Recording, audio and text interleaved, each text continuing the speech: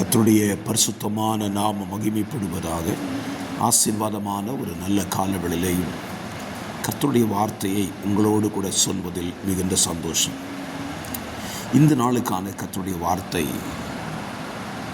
2 ராஜாக்கள் 13ஆம் அதிகாரம் அதனுடைய 2ஆம் வசனம், 2வது பகுதி.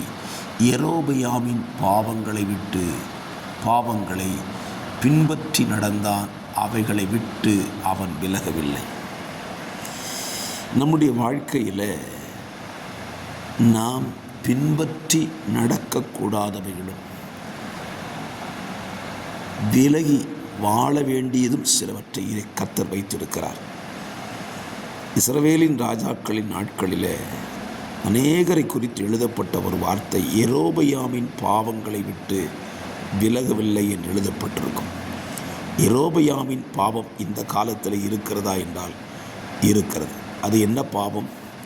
யெரொபெயாமின் பாவம் என்பது எருசலேம் தேவாலயத்தில் சென்று தேவனை ஆராதிக்காமல் தன்னுடைய சொந்த தேசத்திலே கன்றுக்குட்டிகளை உருவாக்கி வைத்து அவைகளை ஆராதிப்பது தான் யெரொபெயாமின் பாவம். இன்றைக்கும் அந்த பாவம் தேவ ஜனங்களை தொடரத்தான் செய்கிறது.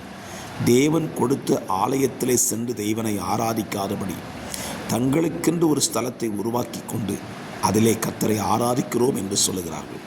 இந்த பாவம் நம்மில் வராதபடி நம்மை விட்டு விலக்குவோம். கர்த்தர் நம்மை ஆசீர்வதித்து சரியான பாதையில் நம்மை இந்த நாளிலே நடத்தி செல்வார் என்று வாழ்த்துகிறேன். கர்த்தர் உங்களை ஆசீர்வதிப்பாராக.